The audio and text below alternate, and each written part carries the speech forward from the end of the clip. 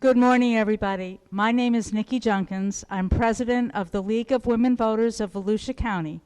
And with me today is who is on our board of directors, and she is also the director of our growth management chair team. We are thrilled to be with you this morning for the purpose of discussing the 6 constitutional amendments as well as the 2 local referendum. Marianne and I were just sharing, thinking back 2 years ago when we were here presenting to a standing room only crowd right in this auditorium, and what a difference 2 years makes. But we are really thrilled that we're able to be with you this morning through the use of technology, and we're very much looking forward to discussing our topic today. A little bit about the League of Women Voters. The League of Women Voters turned 100 years old in February. We were formed right before women got the right to vote by those suffragist leaders who realized that while the fight for the vote was about to end, their work had only begun because women had not been part of civil discourse. And they took it upon themselves to begin educating women, registering them so they would be prepared to cast an informed ballot. And that work continues to be central to our mission today. We are nonpartisan, always have been, which means we do not take any kind of support or opposition position with regards to a political candidate or a political party. We have been accepting men since 1974, and currently about 20% of our membership are composed of men. We do take positions on issues, but only after a great deal of study and discussion with our members to make sure we have reached consensus on the direction that's appropriate for the community. We do keep our education and our advocacy efforts separate, and the purpose of today's presentation is to educate you about the amendments and the referendum so that you will be prepared to cast an informed ballot. A little bit about Florida elections. Floridians vote every 2 years, and we have a term limit system for our governor and state legislators.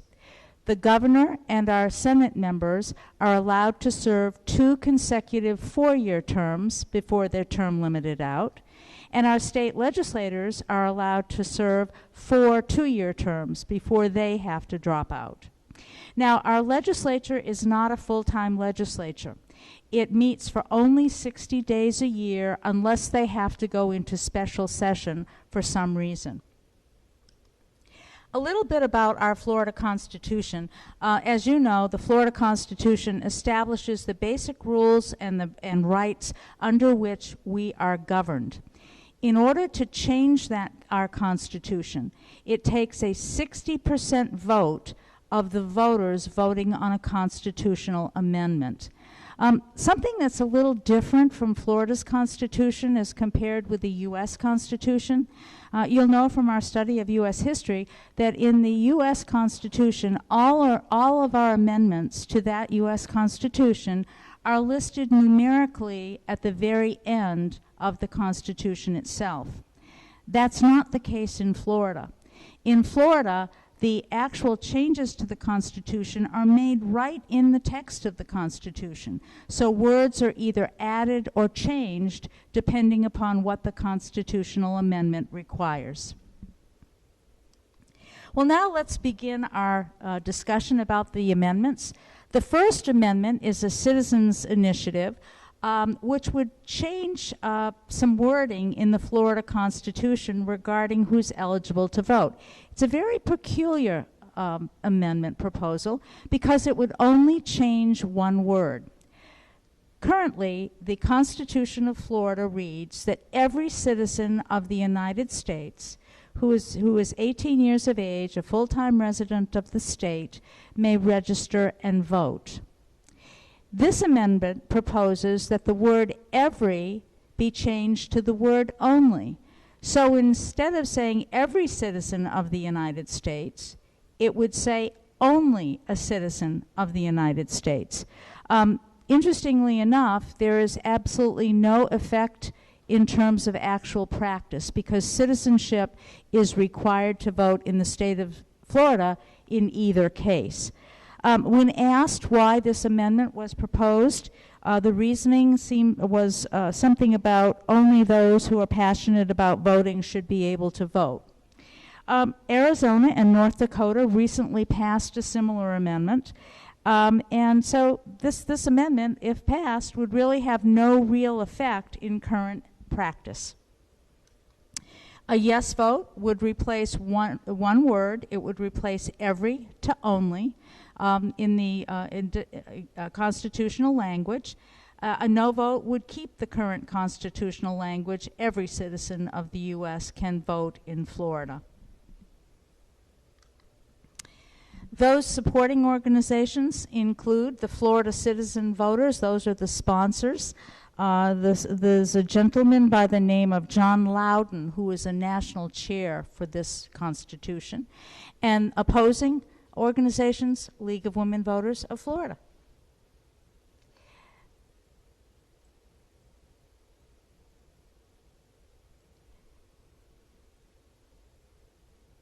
Let's go back. The Second Amendment has to do with raising Florida's minimum wage incrementally over time. If this amendment proposes that the minimum wage would increase to $10 an hour beginning on September 30th, 2021, if this amendment passes. It's helpful to know that the current minimum wage is $8.56 an hour.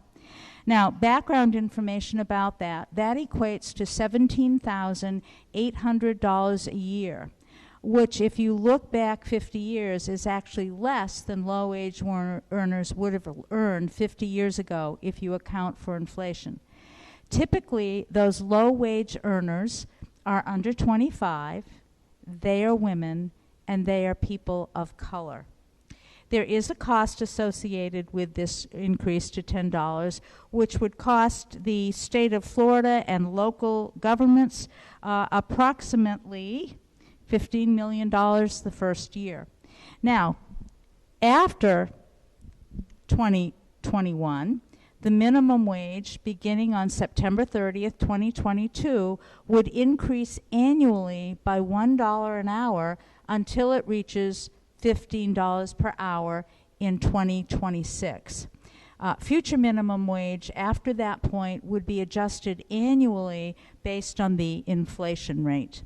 Now, supporters say that this amendment is needed because the minimum wage is far too low, but the opposition is concerned that this may increase the price of consumer goods, and it also may result in job loss or the reduction of hours for employees. A yes vote would incrementally raise the state minimum wage through 2026 to $15 an hour. A yes vote has the potential to increase economic activity because people would have more money in their wages, they would have more money to spend. Businesses would have to budget for overall payroll increases. They expect little effect on job growth because of increased demand for consumer goods. A no vote would mean that labor costs for businesses would remain stable. It would avoid a potential impact on the price of consumer goods. However, it would be likely that the wage structure would continue to support poverty levels of employment for young workers, women, and minorities. Supporting organizations, you can see, are the AFL-CIO, Florida for a Fair Wage, Organize Florida, League of Women Voters of Florida. Opposing organizations, the Florida Chamber of Commerce and Florida Restaurant and Lodging Association.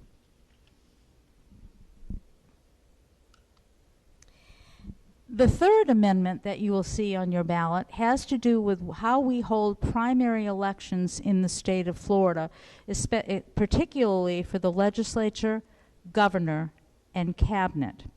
Currently, Florida is a closed primary state, which means that only voters registered for for a political party can vote in that party's primary election. What this amendment would do, it would create a single, nonpartisan primary in which all of the candidates would be listed on the same ballot, and at the end of the day, when the ballots are counted, the top 2 vote getters in those elections would go on to the general election in November. This applies, please note, this only applies to governor, state legislature, and the cabinet. It would not affect the presidential primary, the congressional primary, or local partisan primaries. This is also known, by the way, as a jungle or blanket primary, and currently California and Nebraska hold this type of primary. Now, one of the things this would do is it would open up the primary to all registered voters.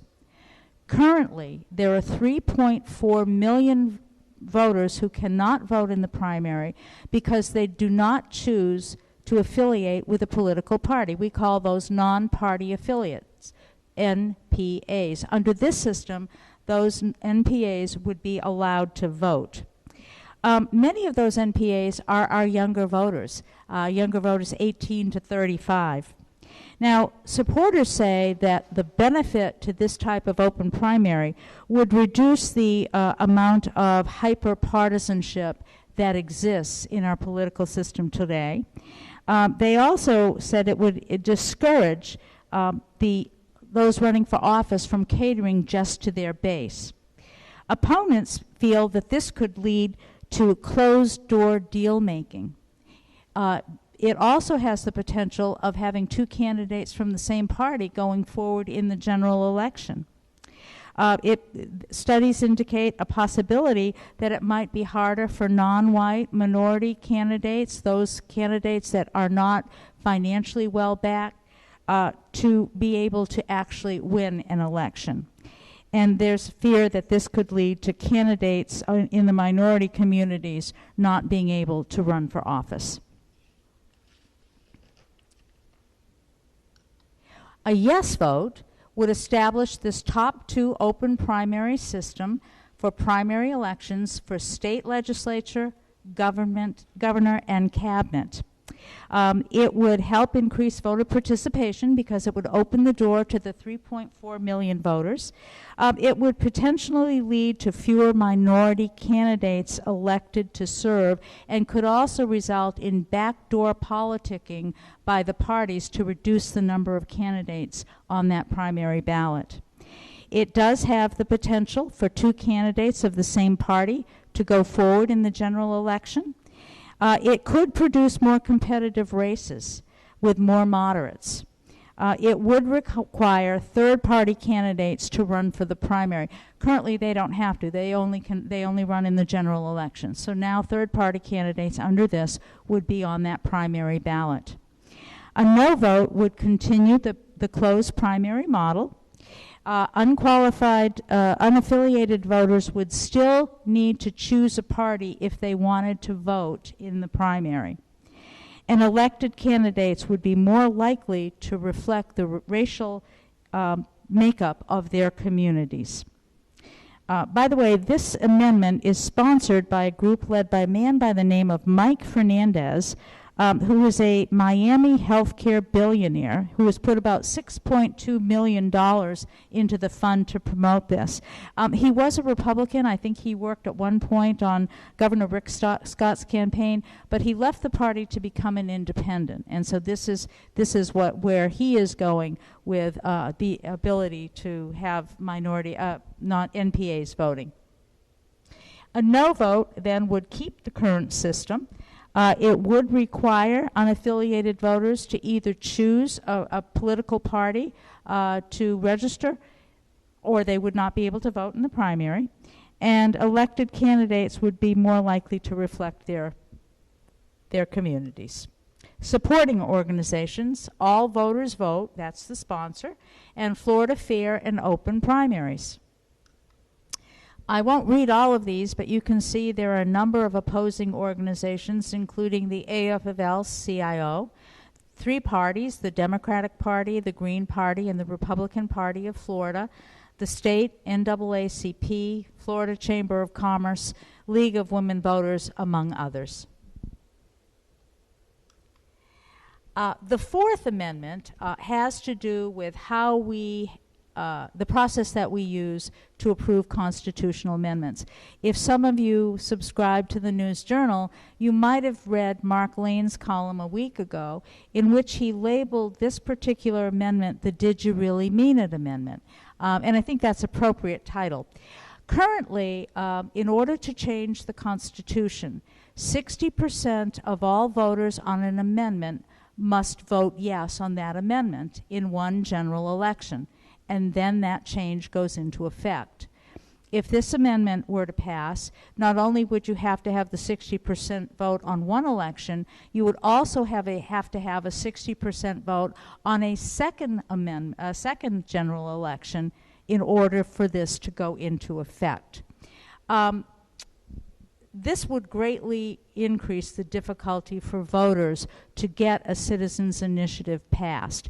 It would increase the time. It would certainly increase the amount of resources and money necessary for a group to put a citizens' initiative on the ballot. Opponents are very concerned because they believe this adds an undue burden and cost to an already very strenuous process.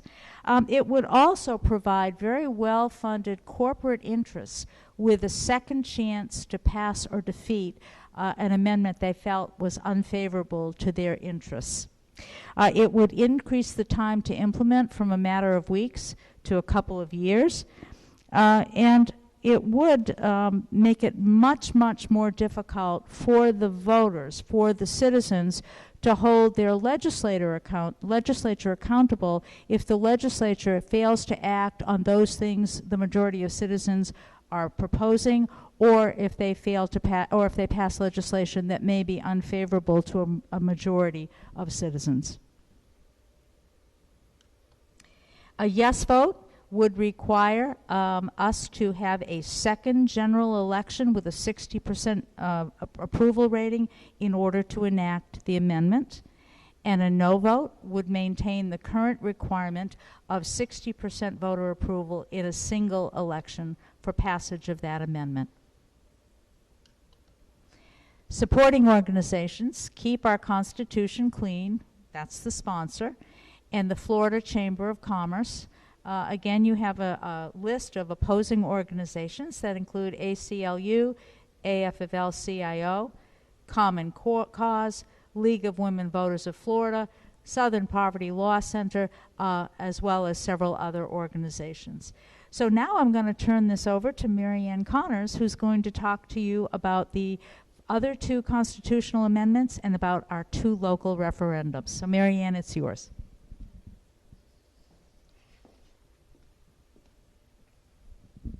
Thank you, Nikki.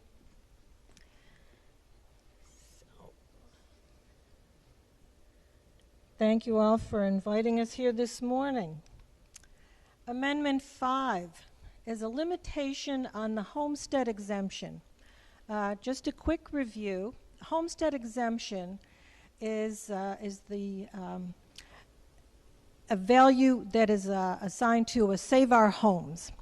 Save Our Homes was enacted in the mid-90s, and it creates a benefit for homestead residential properties. Those properties have a cap on how much their assessed value can increase in a given year. That cap is 3%.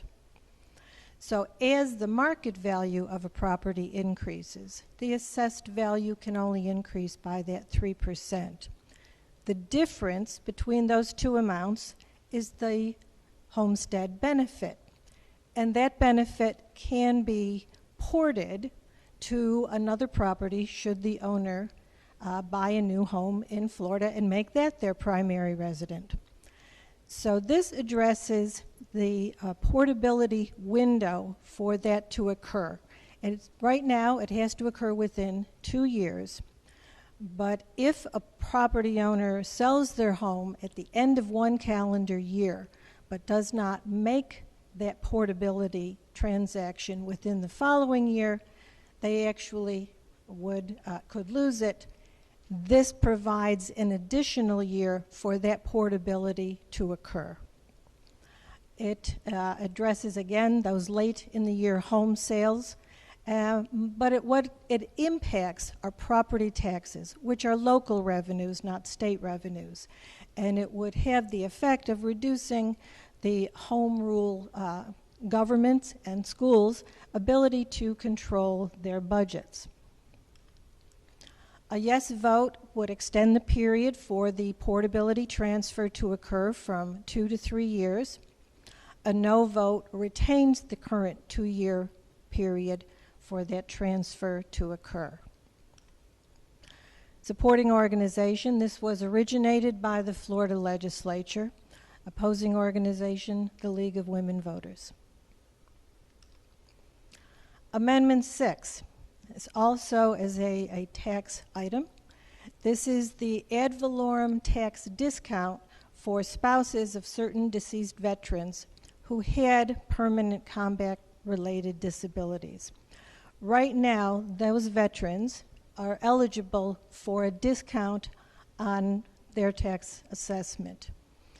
Again, it's a homestead property issue, and this would provide for the surviving spouse of a deceased combat injured veteran to assume the benefit upon the death of their spouse. The benefit would then be effective until the spouse remarries, sells, or disposes of the property. Similar to the previous tax amendment, it has the impact on local revenues. This is, again, an impact on home rule, where the local governing entities and schools are losing an element of control over their revenue stream. A yes vote extends the homestead tax discount to surviving spouses. A no vote would retain the current system, which says that that discount does not extend to the spouse of the veteran. Supporting organization, again, this came from the Florida legislature. Opposing organization is the League of Women Voters. The next two items, these are local, purely local in their impact, and so they're very interesting to talk about. ECHO, which I'm sure folks have been hearing about recently. ECHO is an acronym. It stands for Environmental, Cultural, History, and Outdoor Recreation. All of these programs have been supported by ECHO funding, which was passed 20 years ago to provide a dedicated funding stream, and it provides for grants for these facilities. This is, in effect, capital funding for the facilities that provide for these activities. These are grants from the county. They go to both local governments, some are with not-for-profits, and all of them require a match. The cost is based on millage. It's generally somewhere in the $25 to $30 a year for an average house. A yes vote would continue the fund and the bonding. The renewal adds a requirement that there be an annual audit with public disclosure of the results. A no vote would discontinue the funding of the 1/5 mill and not allow any further bonding or purchases for this purpose. Oh, I want to go back a little bit, because I want to just touch on what some of these facilities have been in more detail. It has occurred to us in talking about this funding that for folks who haven't been in Volusia County for more than 20 years, they may not remember what it was like before.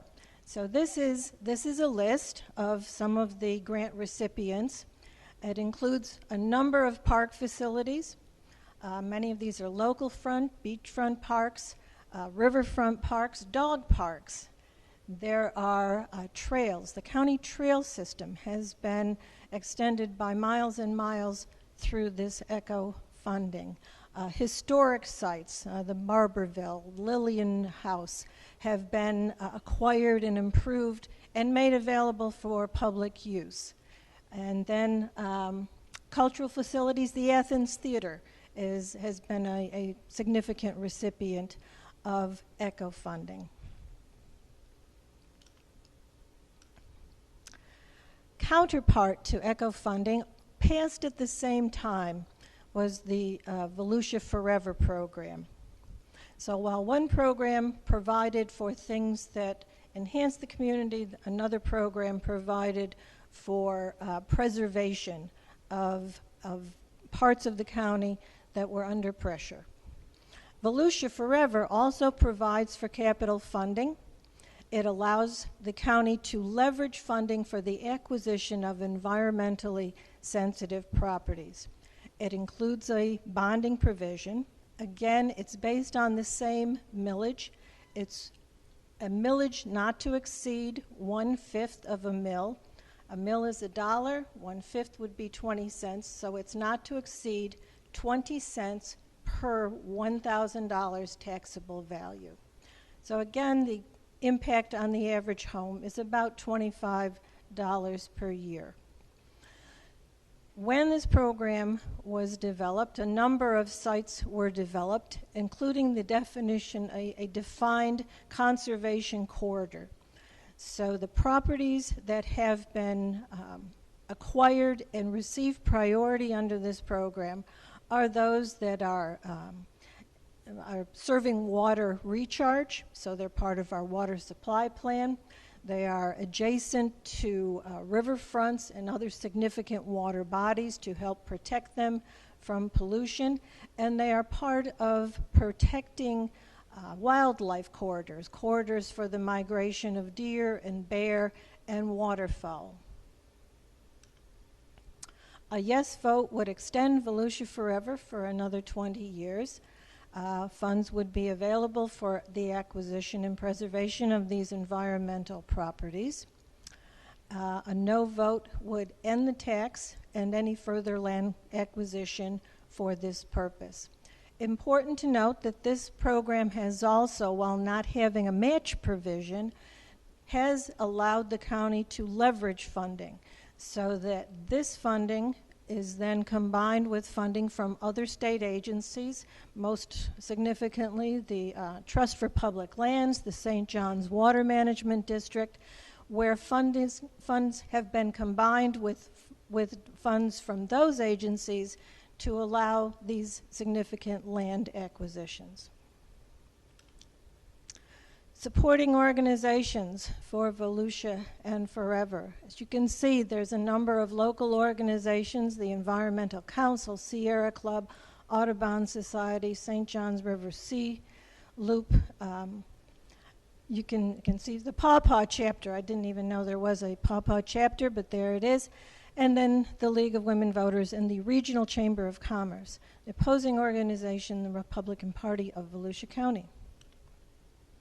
For more information on both these programs, we have urged our voters to please go look at some of the information available. If you're not sure where to find it, go to the Volusia County homepage. It will have a button that will take you to links for both the ECHO and Forever projects, for maps showing where these projects have occurred, to show their distribution throughout the county, to show the properties that have been acquired. And that can be a tremendous resource if you're still wondering or would like more specifics on how these programs have operated in the past. Okay, now Nikki will cover how to vote.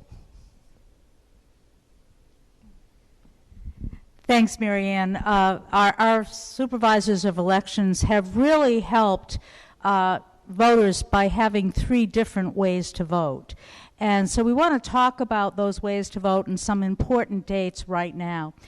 First of all, if you're not registered to vote, October 5th is the last day to go ahead and register if you want to vote in the upcoming November election. Now, we do have early voting in Volusia County. That's one of the ways that you can cast your ballot. Early voting extends from October 19th to November 1st. That's an extension for us this year. And those early voting sites are open from 7 in the morning to 7 p.m. on all of those dates. In Volusia and in the state, you can go to any precinct in Volusia County during early voting to cast your ballot if that's how you choose to vote. Of course, you can also vote by mail. The deadline to request a vote by mail ballot is October 24th, but we are urging anybody planning to vote by mail to get your ballot as soon as possible and get it in early. If you are mailing it, you want to mail it no later than 3 weeks before the actual election. We actually urge you to get it in the mail by October 13th, if not at least the 24th. Now, a couple things to know about mail-in ballots. First of all, they must be signed. That envelope has a place for your signature. You must sign it, and that signature must match your signature on file. Secondly, that mail-in ballot must be received in the Supervisor of Elections office by 7 p.m. on November 3rd, Election Day. So if you're going to mail it, make sure you give plenty of time for the mail to get there, because if it gets there after November 3rd, it will not count. Now, during early voting, you are allowed to drop your mail-in ballot off at those early voting precincts when they're open. However, something a lot of people don't realize, on Election Day itself, those precincts will not accept your mail-in ballot at that time. They won't have a chance to get it to the supervisor's office by 7 p.m. So if you wait till Election Day, you have two choices. You can either go to the Supervisor of Elections office in DeLand and drop it off personally there, or you can decide not to vote by mail and vote in person at your precinct. Now, as we said, November 3rd is your general election day. Those precincts are open 7 a.m. to 7 p.m. You must go to your assigned precinct location, and some of those locations have changed. So we're recommending that you go to the Supervisor of Elections site to find out where your precinct is. And again, those mail-in ballots must be into the supervisor's office by 7 p.m. If you want more information about what's on your ballot, the League of Women Voters has its own information site. It's called Vote 411. You can get it by typing in vote411.org. It's a one-stop shopping location. We have a place where you can register to vote. You can find out information about your precincts. You can also find out what's on your ballot. So if you click Find What's on Your Ballot, you type in your address, they'll ask you a couple questions, and then they'll actually pull up all the races that are on your ballot, as well as an explanation of all of the amendments and the local referendum.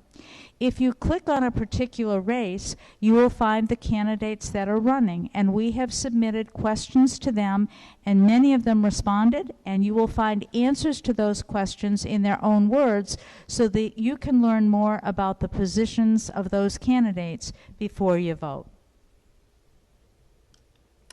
And with that, I think we're ready for questions.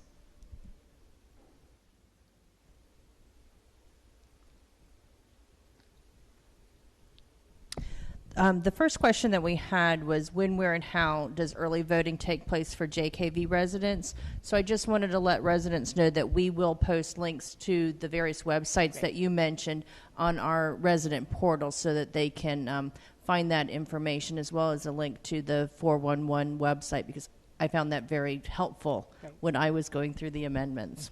That's great. Thank you for that answer. Second question, there are concerns about mailing in ballots. Would you please address the where, how to drop box in DeLand? So don't know if you have any more information on that. And again, we'll post the website link to where to find those locations. I can add something to that. If you go to the DeLand office, if you're ready to vote, and you have your mail-in ballots, you go to, now there's a new address, it's on South Woodland Boulevard. It's very near, it's in the Gator Dockside Plaza, and the supervisor's elections office is very well marked. They actually, you can do two things.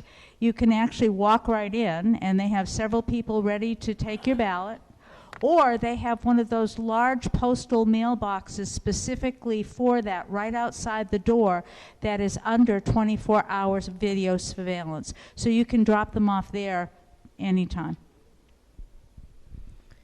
On the passage of Amendment 6, can you clarify exactly who would benefit or be harmed from its passage?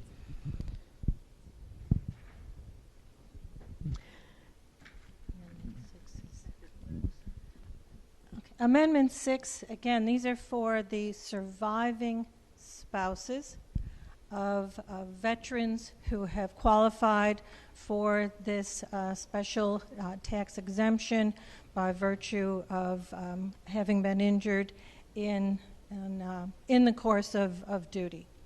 So that is the group that would benefit. Right now, the veteran holds the tax exemption, and if that veteran passes, it does not go to their surviving spouse. Under this, the beneficiary would be the surviving spouses. Okay, I have a question. Early voting, is that available 7 days a week? Early voting is available every day from the 19th through the 1st, and that includes weekends. Okay, and second part of that question, where are locations for early voting? There are several locations. I think you're best to go on the Volusia County Supervisors of Elections site because some of those have changed. I do know that there are a couple of new locations, but they are on the, I think there's a new one in Deltona. I don't have the address. There is one in DeLand, which is at the Supervisor of Elections office. I know there's a new one in Port Orange, and there is a new one in Midtown in Daytona Beach. But to get the best list, I would go right to the Supervisor of Elections office in DeLand website. Back to Amendment 6, can you give some information as far as why the League of Women Voters was in opposition to it? I can. This is, the League's position is based on a broader principle which says that no revenue or source of revenue should be prohibited, limited, or prohibited in the Constitution. So it has to do with how the Constitution is being used in terms of local property tax revenues. And the Constitution is a very rigid document. It is not amenable to change. It is not amenable to being altered under difficult circumstances. It's very confining and it's difficult to adapt to current conditions. So the League's position has really been that the Constitution is not the proper instrument for tax policy. On the Florida Forever Amendment, what is the expressed opposition to it?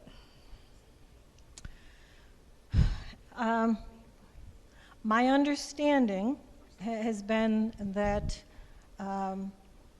that the opposition is based more on that these were initiatives that had a sunset date, that sunset date has arrived, and while they have done, both programs have done good work, that we are now in different economic times, and the sunset provisions should be respected. So that's my understanding. Okay, we had someone call in. Amendment 1, they felt you were they thought you were a nonpartisan, but it came out as bias. I think our statement was reflective of those statements that we got from the supporters beyond us. The word only, the word every, it's just a matter of semantics was our feeling. Our feeling was that you should not change the Constitution for a reason that really has no impact. This is the Constitution, and this amendment would have absolutely no impact on what happens in terms of who can vote. And we just feel that the Constitution is a document that needs to be taken very seriously, and only substantive changes should be made, and we just felt this was not a substantive change. The last question that I have is relating to severe weather conditions. We've been having a lot lately in West Volusia. And are there plans in place from the Board of Elections as far as if a killer tornado or horrendous storm comes through on the 3rd that would impact polling places? Well, that's a great question, and I really don't want to speak for Lisa Lewis, our supervisor of elections. I think that would be a great question to email Lisa. She's very responsive. I wouldn't want to speak for her because I just don't have enough information. That's all I have. That's all. We want to thank you very much. We want to thank you very much for being here today. I'm sure our residents got a lot out of it, and we will be showing this throughout the week. Great. Thank you very for much. Thank you for the opportunity, and we hope everybody goes out and votes. Thank you.